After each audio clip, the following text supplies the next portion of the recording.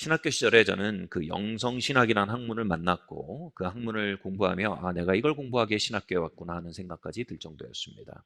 3년 동안 영적 훈련을, 영성 훈련을 받으면서 기도 훈련을 받으면서 지나다가 이제 마지막 주가 되었습니다. 교수님께서는 지난 3년의 여정이 어떻게 되었냐고 모두에게 10분의 시간을 주고 나누라고 하셨습니다. 그 장구한 시간을 어떻게 10분 안에 압축할까 고민하고 있었는데 한 그림이 보여졌습니다. 그 그림은 모든 것을 설명해 주는 그림이었습니다. 바로 그리스도가 항성, 태양, 중심이 되고 저는 행성, 그 항성을 싸고 드는 수많은 행성 중에 하나가 된 체험.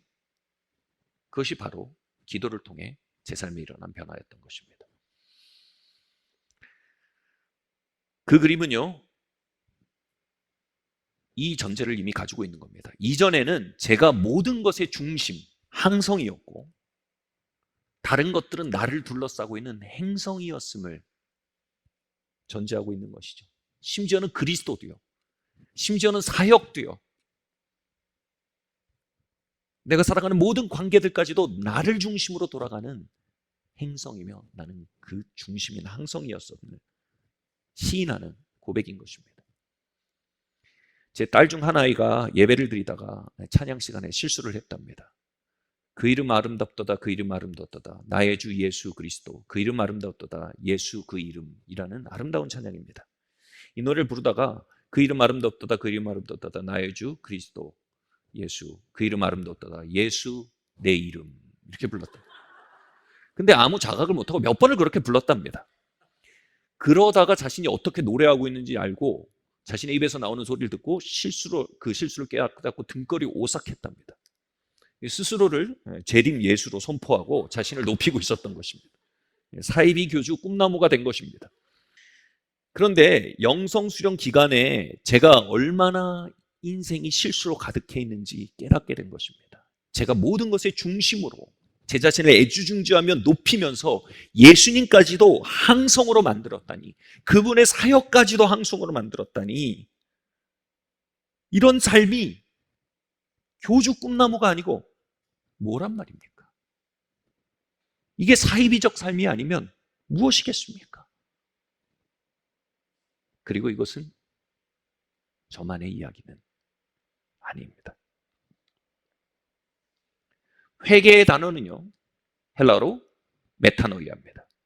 메타노이아는 사고방식을 바꾸다라는 뜻인데 더 직역을 한다면 후에 아는 것, 영어로 knowing after입니다. 우리에게 이미 이루어진 큰 일을 점차 우리가 깨달아가기 시작하면서 그 변화에 맞춰 삶의 모든 것을 바꾸어 간다는 뜻이 바로 메타노이아 회개입니다. 여러분, 우리는 예수 그리스도를 구주와 왕으로 영접하여 거듭난 자들입니다. 그 거듭남의 사건은요, 나 중심으로 살던 항성이 그리스도 중심으로 사는 행성으로 변화된 어마어마한 전환입니다. 이것을 새하늘 새 땅의 전환이라고 이사야서는 말합니다. 바로 천동설이 지동설로 바꾼 전환입니다. 이 어마어마한 전환에도 불구하고 우리는 이전의 삶을 이해하는 방식으로 삶을 이해하려고 할 수 있습니다. 이렇게 하면요, 삶이 난장판이 되는 겁니다. 캐나다 들어온 것을 모른 채로 미국 GPS로 이전의 지도로 계속 운전하려는 것과 똑같은 겁니다. 이제 우리의 삶은 더 이상 우리에 관한 것이 아닙니다. 이제 우리의 삶은 그리스도에 관한 것입니다. 이것을 knowing after, 깨닫고 받아들여 가야 합니다. 그래야 삶이 순적하게 굴러가는 것입니다. 그런데 하나님 중심, 그리스도 중심으로 산다는 말, 약간 숨 막히는 게 사실입니다. 당장 떠오르는 건 나를 낮추고 그분의 명령을 순종하며 사는 삶이라고 생각하게 되는 것입니다. 바로 주인의 명령을 철저히 수행하는 종의 삶을 떠올리게 되는 것입니다. 요한복음 14장 15절은 말합니다. 함께 읽겠습니다. 시작. 너희가 나를 사랑하면 나의 계명을 지키리라. 여러분, 그것이 정말 나를 맞춰서 종된 삶을 사는 것을 의미할까요? 여러분, 요한복음 14장 15절이 이렇게 말합니다. 사랑하면 계명을 지키게 된다. 계명을 지키는 게 문제가 아니라 진짜 문제는 사랑이다. 이 이야기입니다. 이렇게 설명해 보겠습니다. 누군가 이렇게 설명해 하는 건데 아주 좋은 설명을 제가 가져와 봤습니다. 5 더하기 3은 8입니다. 반대도 마찬가지입니다. 8은 5 더하기 3입니다. 근데 5 더하기 3은 언제나 8입니다. 그러나 8이 언제나 5 더하기 3인 건 아닙니다. 8은 10 빼기 2일 수도 있습니다. 8은 16 나누기 2일 수도 있습니다.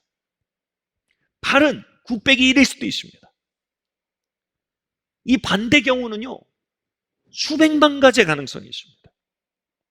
주님은 말씀하십니다. 우리가 주님을 사랑하면 주님의 계명을 지킬 것이다. 반대도 맞습니다.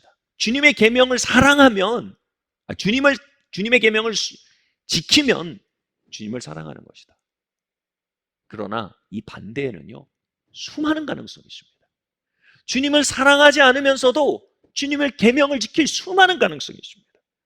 지옥 가기 싫어서 주님의 계명을 지킬 수 있습니다. 복 받고 싶어서 주님의 계명을 지킬 수 있습니다. 다시 말해 일신의 안락과 일신의 안녕을 위해 주님의 계명을 지킬 수 있다는 것입니다. 철저히 두려움과 이기적인 동기로 주님의 계명을 지킬 수 있다는 것입니다. 바울은 우리가 더 이상 두려워하는 종의 영을 받지 않고 양자의 영을 받아서 아바 아버지라 부르짖게 된다고 말했습니다. 종의 영이 무엇입니까? 벌이 두려워서 불순종하지 않는 것입니다. 임금을 받으려고 순종하는 것입니다. 자녀의 영은 무엇입니까? 아버지를 사랑하는 겁니다. 그래서 아버지의 사랑을 알고 아버지를 마음으로 사랑하는 것입니다. 마음으로부터 아바 아버지라 부르짖게 된다고 합니다. 저는 이전에 이 말씀 요한복음 14장 15절을 보며 이런 생각을 했습니다. 나를 사랑하는 자는 나의 계명을 지킨다. 네가 나의 계명을 지키지 않는 걸 보니 나를 아직 사랑하지 않는구나. 이렇게 혼자 주석해서 읽었습니다. 솔직히 말합시다. 얼마나 숨막히는 스토킹입니까? 무소부재 전능하신 분이 스토킹 하시는 겁니다. 너가 날 사랑하는 걸 매순간 입증해야 돼. 계명을 지키는 걸 통해서.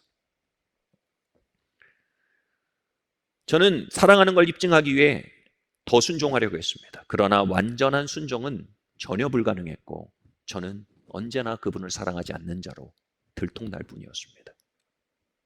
근데 이 말씀은 그런 뜻이 전혀 아닙니다. 그렇게 읽는다면 이건 너무 잔인한 말씀인 겁니다. 이전에는 얼마나 그분께 순종했냐, 얼마나 덜 나쁘게, 더 옳게 사느냐가 중요했습니다. 그런데 주님께서는 그 구약적인 관계를 폐하시고 그분의 사랑을 우리의 마음에 부어주는 관계로 혁명시켜 가기를, 개혁시켜 가기를 원하신다는 말씀인 것입니다. 이제 내가 너희를 종이라 부르지 않고 친구라고 부르겠다. 친구에게는 그 마음의 모든 것을 열어 보여준다. 우리의 마음으로 그분의 사랑을 받아서 이제 그분을 아버지로 사랑하게 만들어 버리시겠다는 겁니다. 옳고 그름의 문제를 일단 옆으로 젖혀놓고 사랑하고 사랑받는 관계를, 그 사랑의 부어짐과 흐름을 중심에, 신앙의 중심에 돌려놓겠다는 의지인 것입니다. 잭 프로스트는 그의 책 아버지 품에 안기다에서 하나님 아버지의 사랑을 방해하는 것들이란 대단원의 제목 밑에 소단원으로 이런 제목을 달았습니다. 항상 옳기와 관계 맺기.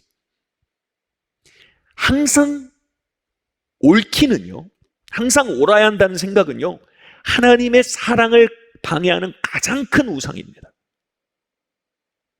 아까 말씀드렸듯 인간의 근본 회개의 제목은 바로 자기 숭배입니다. 자기 숭배의 끝판왕이 뭘까요? 단언컨대 자기의입니다. 우린 남보다 부자가 되고 싶어 합니다. 나보다 힘이 세지고 싶어 합니다. 남보다 유명해지고 싶어 합니다. 이 모든 이기적인 욕구들보다 더 강한 자기 숭배가 있다 이겁니다. 남보다 더 옳다는 걸 입증하고 싶은 겁니다. 부도 권력도 명예도 자라는 크리스마스 트리를 장식하는 장식품들로 만들어버리는 겁니다. 그리고 여러분, 트리의 꼭대기에 빠질 수 없는 최고의 장식품이 있죠. 큰 별. 트리가 그걸 머리에 뒤집어 써야 크리스마스 트리의 장식이 완성되는 거죠. 그 자아의 마지막 완성, 바로 자기입니다. 난 오라, 넌 틀렸어. 난 오라. 오름으로써 자기를 치장하는 겁니다. 이거 실상 all about me입니다. 거기서는 아버지 하나님은 설 곳이 없습니다. 제일 중요한 건 내가 잘했나? 잘못했나? 내가 옳은가? 틀린가?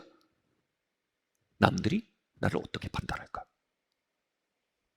이런 공허한 자문이 중심에 서게 되는 겁니다. 오래전에 영어학원에 다닌 적이 있었습니다. 제가 목회자인 것을 알고 같은 조원 중에 한 명의 동공이 막 흔들리기 시작했어요. 며칠 지나서 그 일을 고백하더라고요. 저희 같은 교단의 아주 유명한 목사님의 며느리였어요. 그런데 본인이 음주 가무를 즐기는 스타일이라서 목회자들을 만나면 항상 위축된다는 거예요. 시아버지가 생각나는 거죠. 그 얘기를 듣는데 영어 소그룹 시간인데 제 입에서 이 말이 나갈 뻔했어요. 정말 가슴이 뜨거워지면서, 하나님은 지금 음주 가무를 그치기를 원하시기 이전에 하나님이 지금 당신을 정말로 사랑하고 계시다는 걸 받아들이기를 원하십니다. 하나님은 지금 당신이 옳아지는 걸 원하시기 이전에 하나님이 당신을 전심으로 사랑하고 계시다는 걸 받아들이기를 원하십니다. 허물로 인한 수치감이나 남을 판단하는 도덕적 우월감은 똑같은 뿌리에서 나온 것입니다. 바로 항상 옳기입니다. 자기입니다. 옳게 사는 게, 나 옳게 살지 못하는 게 바로 내가 신앙의 중심에 설 때, 내 행위가 신앙의 중심에 설 때, 우리를 향해 진심으로 사랑하시는 아버지는 주변부로 밀려나게 되는 겁니다. 가슴 아픈 것은 오늘날 많은 크리스찬들이 그 목사님 며느리처럼 생각하며 산다는 것입니다. It is not about our righteousness, but about Him, His love for us. He is loving you. 그건, 신앙은 우리에 의해 된 것이 전혀 아닙니다. 신앙은 그분에 대한 것이며, 신앙은 그분이 우리를 사랑하고 계시다는 것, 그것에 관한 것입니다. 그분은 우리 각자를 지금 이 자리에서 사랑하고 계십니다. 그 장애물을 옆으로 치워내십시오. 섬겨도 끝이 없는 자아숭배를, 자기의 자아숭배를 이제 주변부로 몰아내십시오. 그리고 그분의 사랑받는 아이가 되십시오. 베드로전서 1장 8절 말씀 함께 읽겠습니다. 예수를 너희가 보지 못하였으나 사랑한도다. 이제도 보지 못하고 믿고 말할 수 없는 영광스러운 즐거움으로 기뻐하나니. 마틴 로이드 존스는요, 이 구절을 가능케 하는 유일한 것이 바로 성령 충만이라고 말했습니다. 특별히 성령의 초자연적 부어지심이다 라고 얘기했습니다. 성령께서 우리 가운데 부어지십니다. 바로 이 일을 가능케 하기 위해서요. 아멘. 우리가 하나님에 대해서 여러분, 우리 본성이 호기심은 가질 수 있습니다. 그래서 공부해 볼 수 있습니다. 우리가 하나님에 대해서 호감을 가질 수 있습니다. 그래서 신앙생활을 해볼 수도 있습니다. 그러나 우리의 마음이 하나님을 사랑하고 그 안에 말할 수 없는 즐거움으로 기뻐할 수 있는 길은 없습니다. 그건 미션 임파서블입니다. 그 미션을 가능케 하는 게 성령의 부어짐입니다. 성령께서 우리의 마음에 부어질 때요, 우리는 그 사랑을 초자연적으로 알게 됩니다. 그리고 너무나 초자연적인 이 사건에 대해 자연스러운 반응이 일어납니다. 그분을 사랑하게 됩니다. 하나님 사랑해요. 이게 가능해지는 겁니다. 그래서 이런 말이 있습니다. It takes God to love God. 우리가 하나님을 사랑하는 데는 반드시 하나님의 역사가 있어야 한다는 겁니다. 하나님의 사랑을 받고 그분의 사랑으로 그분을 다시 사랑하게 되는 것, 그것은 성령께서 우리에게 주실 수 있는 가장 위대한 선물입니다. 아멘.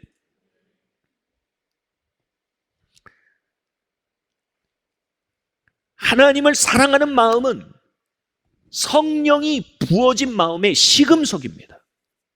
성령이 그의 삶에 부어지고 있음을 무엇으로 알겠습니까? 방언, 통변, 예언, 치유입니까? 아닙니다. 가장 시금석은 이겁니다. 성령께서 부어지실 때 우리는 그 사랑을 초자연적으로 합니다.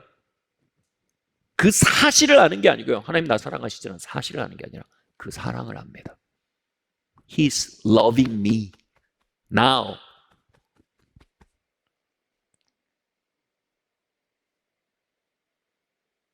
이것이 성령께서 일으키시는 정통적인 역사입니다. 예, 은사는 인정돼야 합니다. 그러나 은사주의가 돼버리는 건 트랙에서 벗어나는 겁니다. 우리는 우리 안에 흘러들어와서 우리를 채우는 그 사랑의 강물, 그리고 우리를 통해 다시 흘러나가 그분을 사랑하게 만드는 그 초자연적인 강물, 성령의 부어짐을 발견해야 합니다. 구해야 합니다. 그 안에 걸어야 합니다. 그게 영 안에 걷는 것입니다. 영 안에 걷는 것은 방언하는 게 아닙니다. 예언하는 게 아닙니다. 그건 사이드입니다. 영 안에 걷는 것은 그 사랑의 초자연적인 발현 안에 걸어가는 것입니다. 교회 전설 같은 이야기지만요, 성 프란체스코가 사인이 안구질환이라고 합니다. 그 사인의 이유가 이렇답니다. 말년이 될수록, 이건 전설일 수 있어요, 말년이 될수록 그 사랑이 너무 실제적으로 부어지니까 맨날 울고 다닌 거예요. 울고 또 울고 또 울고, 눈이 짓무른데도 계속 부어지니까 계속 우는 거예요.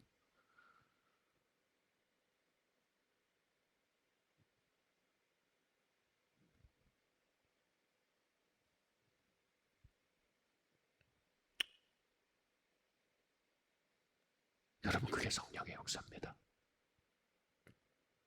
그 역사가 나의 것이 되길 바랍니다. 그 역사가 여러분의 것이 되길 원합니다. The greatest gift 라고 아까 읽은 구절에 써 있어요. The Spirit imparts. 이게 성령께서 우리에게 부어주시는 가장 위대한 선물입니다. 여러분, 머라이어 캐리가 20년째 크리스마스만 노래하고 있어요. All I want. 크리스마스에 내가 원하는 모든 것은 당신입니다. 예, 그 노래 아시죠? All I want for Christmas. 정말 우리에게 최고의 선물은 그 사랑을 알고 그분을 사랑하게 되는 것입니다. 하나님, 그분을 알고 그분의 사랑을 알고 그분을 사랑하는 세대를 일으켜 주십시오. 우리 아이들이 그분의 사랑을 알고 그분을 사랑하는 세대로 일어나게 해주십시오.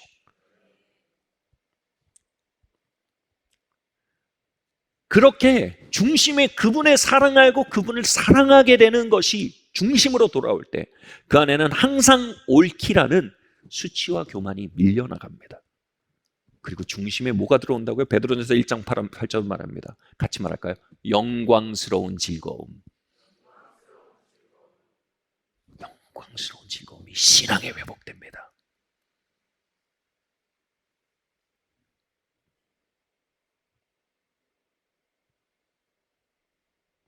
할렐루야.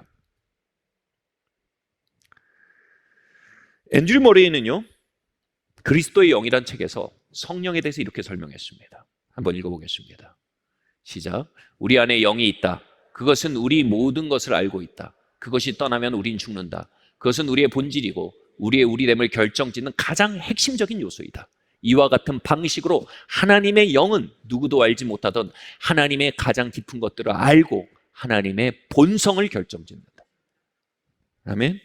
우리 안에 우리의 영이 있듯이요, 하나님 안에 하나님의 영이 있다는 거예요. 여러분, 성령이 부어진 뭐예요? 바로 그 하나님의 영이 우리의 중심 안에 돌격해 들어오는 겁니다. 그 본성이 부어지는 겁니다.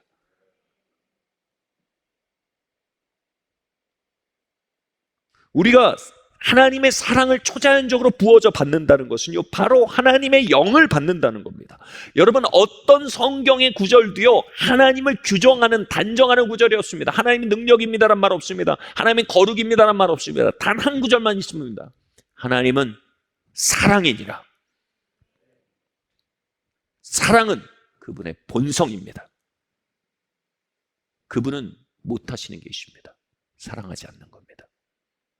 그분은 그분 자신이길 포기할 수 없습니다. 그분은 여러분 각자를 향해 그분 자신이길 포기한 적이 없으십니다. 그리고 그분의 영이 우리에게 발현될 때 그것은 사랑으로 우리의 마음에 부어지는 것입니다. 여러분, 이게 바로 성령의 역사 안에 산다는 걸 의미하는 겁니다.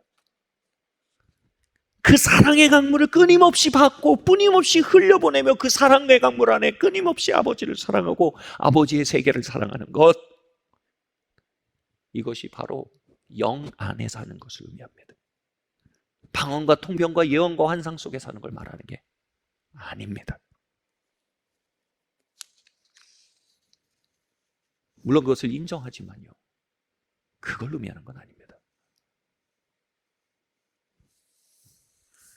성령의 인도하심은 우리에게 이거 해라 해서 예 하고 그 일을 하는데 있지 않습니다.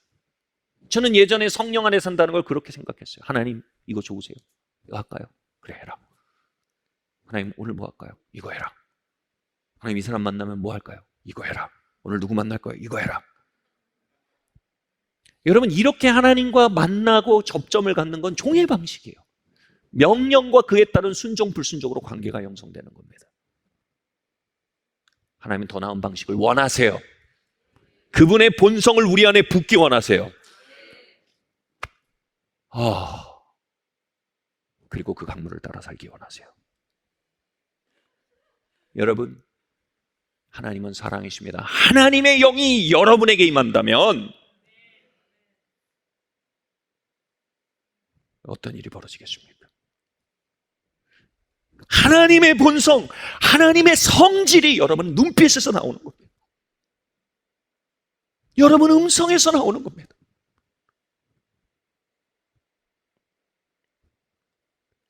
그리고 베드로전서가 말한 말할 수 없는 즐거움으로 가득한 그 사랑의 강물을 따라 흘러가는 사람이 될 것입니다. 저는 신학생 시절부터 하나님의 사랑의 경험 방식은 경청하시는 하나님입니다.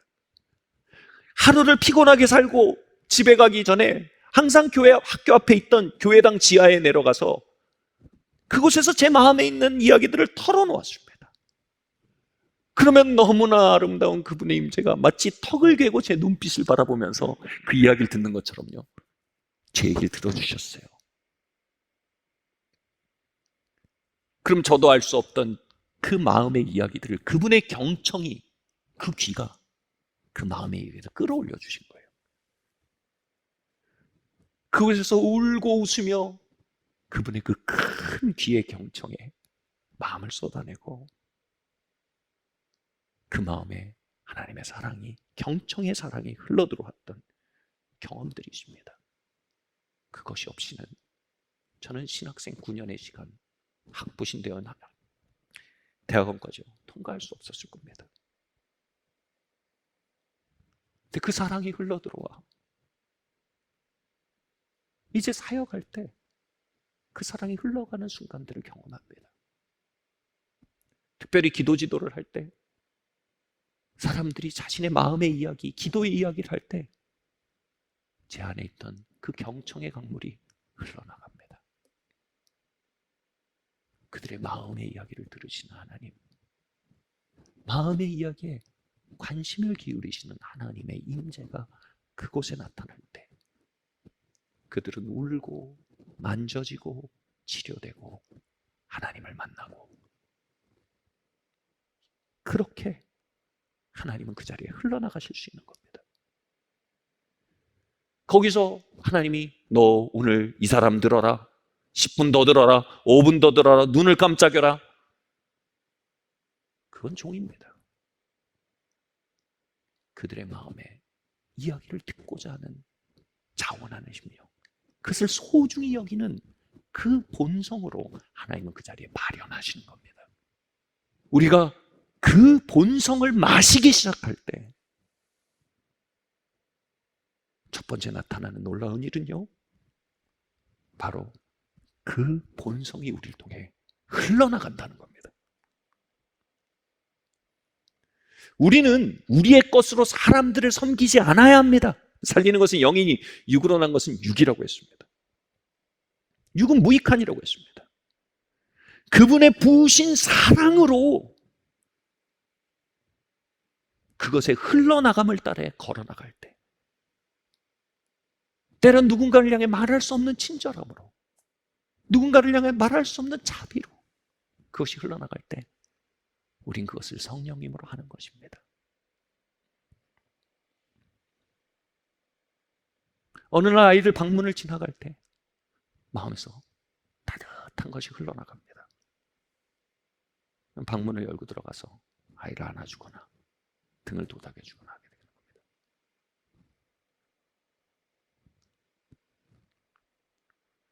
우리는 우리의 것으로 세상과 사람들 사이를 하려고 할 때 우리를 쥐어짜게 됩니다. 이 둘 사이의 시금석이 이겁니다. 바로 말할 수 없는 즐거움입니다. 그 신비한 기쁨이 사라질 때 우리는 어느 순간 우리를 짜내서 아내를 사랑하고, 우리를 짜내서 남편을 사랑하고, 우리를 짜내서 아이들을 사랑하고, 여러분 그 사랑과 섬김은요 결국 어마어마한 원망으로 이자까지 쳐서 받아내려고 합니다. 내가 너한테 이렇게 했는데. 상당히 고리대금업입니다. 그러나요, 우리가 그 사랑의 강물로 채워져서요 그것으로부터 걸어나갈 때 우리는 그 관계 안에 말할 수 없는 즐거움을 느끼기 시작합니다. 여러분 그 강물로 돌아오십시오. 그 섬김과 사랑까지도 자기의 결과가 되게 하지 마십시오. 앙상한 책임감의 결과가 되게 하지 마십시오. 우리는 훨씬 더 흘러넘치는 물된 동산일 수 있습니다. 우리는 그 수자원을 가지고 있습니다. 말할 수 없는 즐거움으로 돌아오십시오. 두 번째로요, 그 사랑의 강물은 종종 우리를 모험의 삶으로 인도해 갑니다. 로마서 8장 말씀 함께 읽어볼까요? 메시지 바이블입니다. 시작.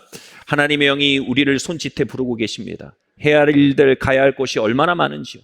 하나님께 받은 이 부활의 생명의 삶은 결코 소심하거나 무거운 삶이 아닙니다. 이는 기대 넘치는 모험의 삶, 어린아이처럼 늘 하나님께 다음은 뭐죠 아빠? 라고 묻는 삶입니다. 아멘. 여러분, 하나님은 모든 세상을 지으셨습니다. 그리고요 그걸 우리에게 열어 보여주고 맛보여주기 원하십니다. 그리고 그 경탄을 듣기 원하십니다. 저는 20년 동안 이 자리에서 설교했습니다. 그러나 그 흥분감이 가신 날이 없습니다. 성령께서 인도하시는 겁니다. 사랑이 여러분의 마음속에 부어질수록 그분이 완성해 놓으신 것들에 대한 탐구로 여러분의 손을 잡아 이끄는 기대감과 흥분감이 회복되는 것입니다. 한 번은 목회팀과 제주도에 갔습니다. 이틀 있었는데 첫째 날을 너무 재밌게 놀아서 만족했을 뿐 아니라 둘째 날은 비가 예보돼 있었어요. 그래서 저희로서는 둘째 날은 그냥 엑스트라, 보너스 데이로 생각하고 천천히 즐기자 이렇게 생각했습니다. 그런데 아침에 일어나서 말씀을 묵상하고 기도하는데 갑자기 하나님 아버지의 사랑이 초자연적으로 마음에 부어지기 시작했습니다. 저로서 몇십 번을 갔던 제주도였습니다. 비 오는 날입니다. 근데 말도 안 되는 흥분감과 기대감이 그 하루를 향해 나타나는 겁니다. 그리고 제 안에 이런 목소리가 나오는 것입니다. 오늘은 최고의 날이 될 것입니다. 비바람도 이것을 막을 수 없습니다. 아버지, 나는 오늘 최고의 날을 기대합니다. 그렇게 외치고 저희 숙소 거실에 나왔는데 목회팀 모두가 비바람에도 불구하고 흥분한 기대감으로 차 있는 것입니다. 아버지의 사랑이 그들의 마음을 일으킨 것입니다. 그 흥분감은요, 저희 예정에 없던 남쪽의 박수기정이라는 곳이 있습니다. 박수기정과 안덕계곡으로 우리를 이끌었습니다. 우리 저기 가자. 흥분감이 느껴지는 거예요. 그리고 그리로 들어갔습니다. 거기엔 아름다운 경탄이 우리를 기다리고 있었습니다. 비바람으로 모두가 철수하는데 알 수 없는 기대감에 이끌려 송악산을 올랐습니다. 그리고 그 흥분감 속에 저희는 아바의 이런 음성을 듣는 듯했습니다. 얘들아, 내가 만들어 놓은 이 세상을 보려무나. 저희는 외쳤습니다. 아버지, 굿잡. 진짜, 와, 하나님 진짜 great job. 그리고 송악산을 트레킹하는 마지막 구간에 도달했을 때 그 경탄은 극치에 달했고, 참고로 저는 송악산에 거의 10번째입니다. 그 둘레길의 마지막 코스에서 해안선을 내려다보는데 갑자기 마음속에서 울컥 뜨거운 것이 올라왔습니다. 그것이 제가 막 신음과 괴성을 지르는데 제 마음속에서 입을 통해서 팍 빠져나가는 느낌을 받았어요. 마침 비바람으로 인해 모두가 하산했기 때문에 그 산엔 저희뿐이었고요. 그 소리를 들을 리는 없었습니다. 제 마음에 누적되었던 마음의 내상과 상처가 뽑혀나간 겁니다. 두려움과 염려와 불안이 풀어진 것입니다. 그리고 마음 깊은 곳에 평안이 찾아왔습니다. 그때 이런 고백이 나왔습니다.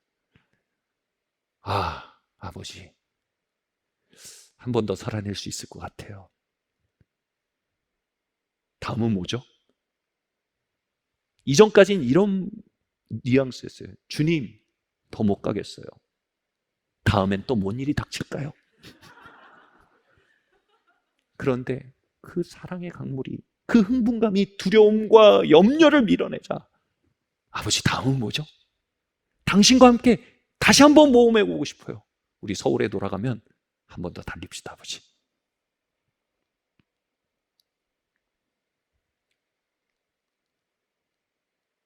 이런 노래가 있습니다. Everything comes alive in you. 당신 안에서 모든 것이 생생하게 살아납니다. 수십 번 가는 제주도지만 그분의 손에 이끌려 기대와 흥분이 회복될 때 그것은 모든 것이 살아나게 만드는 것입니다. 송악산이 살아나고 삼방산이 살아나고 안덕계곡이 살아나는 것입니다. 쓰여진 지 수백 년 된 칼빈의 기독교 강요지만 여전히 그 책장을 넘길 때 무슨 신작 무협지를 읽는 것 같은 흥분감과 기대감이 찾아오는 것입니다. 매일 반복되는 하루 같지만 우리의 아침에 그분의 사랑이 우리의 마음을 채울 때 우리의 하루는 위대한 항해의 일부로 기록될 모험임을 깨닫게 되는 것입니다. Everything comes alive in His love. 그 사랑 안에 모든 것이 살아나기 시작합니다. 여러분의 모든 것이 생생해지길 바랍니다. 여러분의 부부관계가 새로워지길 바랍니다. 여러분의 가족이 생생해지길 바랍니다. 여러분의 커리어가 생생해지길 원합니다. 여러분의 신앙생활이 comes alive, 살아나길 바랍니다. 마지막입니다. 함께 읽을게요. 시작. 그분의 사랑의 임재는 우리 안에 자발성과 창의성을 꽃피게 합니다. 열왕기상 8장 16절에서 17절 말씀입니다. 내가 내 백성 이스라엘을 애굽에서 인도해낸 날부터 내 이름을 둘 만한 집을 건축하기 위하여 이스라엘 모든 지파 가운데서 아무 성읍도 택하지 아니하고 다만 다윗을 택해서 내 백성 이스라엘을 다스리게 하였노라 하신지라. 내 아버지 다윗이 이스라엘 하나님 여호와의 이름을 위하여 성전을 건축할 마음이 있었더니. 아멘. 여러분, 다윗은요 시편에서 놀라운 고백합니다. 하나님을 아버지라고 부른 구약에 제가 알기로는 거의 유일한 사람입니다. 하나님 아버지의 사랑을 한 사람입니다. 그것으로 채워진 사람입니다.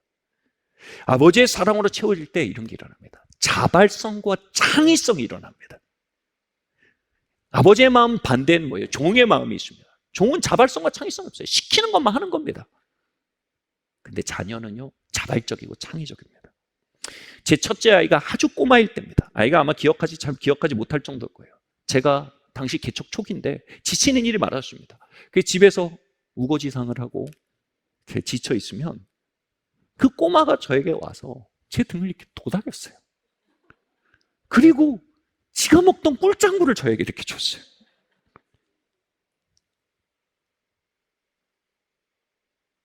그 흔적은 제 평생 지워지지 않을 겁니다. 제 아이가 시집을 갈 때도 그 흔적의 기초에 그 아이를 볼 것입니다.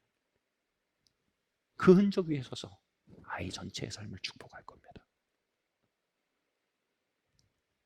아니, 그때 제가 나이가 30이 넘었던데 꿀짱구가 다 뭡니까? 그러나 그 자발성과 창의성, 그것은 제 안에 지워지지 않는 흔적이 된 겁니다. 다윗은요 하나님 아버지의 사랑을 듬뿍 받다가 마음속에 영혼이 살아났습니다. 영혼의 핵심 기능은 자발성과 창의성입니다. 그리고 이런 생각이 든 겁니다. 나는 왕이 돼서 이렇게 왕궁에 거하는데 하나님은 저 천막에 거하시는구나. 하나님께 집을 지어드려야겠다. 하나님의 반응을 보면 하나님 그런 계획이 하나도 없었어요. 심지어는 하나님은 꿀짱구가 취향도 아니셨어요. 내가 하나님이 어떻게 사람이 지은 집에 거하겠냐. 근데 하나님이 뒤에 이렇게 말씀해요. 다윗은 내 마음에 합한 자다. 그 꿀짱구 같은 제안을요 하나님은 지울 수 없는 흔적으로 봐도 다윗과 다윗의 자손의 삶 전체를 기억하겠다고 약속하십니다. 그리고요 다윗에게 그러면 네 아들 솔로몬 때 지어라. 그리고 너는 지금 재료를 준비하고 장인들을 준비해라. 그리고 다윗이 그 일을 해나갈 때 하나님이 그 일에 기름을 부으시는 겁니다. 3살짜리 아이가 아빠를 위로하겠다고 꿀짱구를 사러 가는 그 발걸음에 천군 천사를 보내고 기름을 부은 겁니다. 그리고 그렇게 지어지는 솔로몬 성전에 어마어마한 장인들에게 주어진 그 창의력 안에 세상에서 가장 아름다운 건물이 완성되고요. 하나님은 그것에 대해서 뭐 이런 성전 안 하셨어요. 거기에 부흥을 부으셨어요.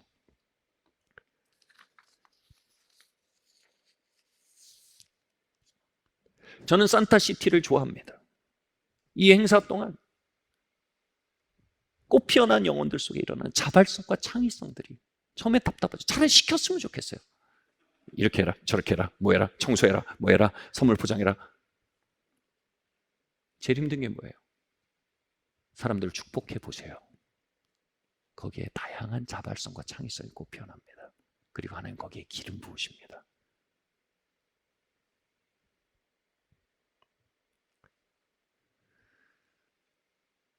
여러분, 성령의 인도를 따르는 건 종이 되어 그분의 명령을 기다리는 것이 아닙니다. 성령의 인도를 따르는 건 내 안에 일어나는 수많은 자발적 예배와 수많은 자발적 고배를 창의적으로 그분께 드리는 것입니다. 그리고 그분의 세상에 풀어놓는 일입니다. 하나님은 그 일에 기름을 부으시고 그 일을 통해 부흥을 나타내십니다. 이것이 크리스마스의 뿌리입니다. 하나님 아버지의 마음은요 잃어버려진 영혼들로 인해 깨어져 있었습니다. 그리고 그분은 근심하고 아파하고 계셨는데 그때 아들 예수님이 이렇게 말씀하신 겁니다. 아버지, 제게 좋은 생각이 있습니다. 제가 사람이 되어 그들 가운데 가겠습니다. 그리고 그들의 모든 죄와 저주를 제가 짊어지고 해결하겠습니다. 아버지, 그 일을 기회 삼아 그들을 품으로 다시 되찾아오십시오. 그리고 이 일이 아버지께 드리는 사랑의 선물이 되길 바랍니다. 하나님 아버지는 아마 울며 그 자원의 심령을 받으셨을 것입니다. 거기에서 보석 같은 대속의 교리가 시작된 겁니다. 그리고 그 대속의 교리에 기름을 부어 오늘도 온 열방을 품에 안으실 수 있게 된 것입니다. 저는 아버지께서 예수님께 그 일을 명하지 않으셨을 거라고 확신합니다. 너 가서 죽어라. 내가 널 희생양 삼아서 하겠다. 예수님의 자발적이고 창의적인 예배였을 것이라고 확신합니다. 사랑하는 성도 여러분, 그분의 사랑 안에 우리의 영혼이 살아나고 우리의 자발성과 창의성이 꽃 피어날 때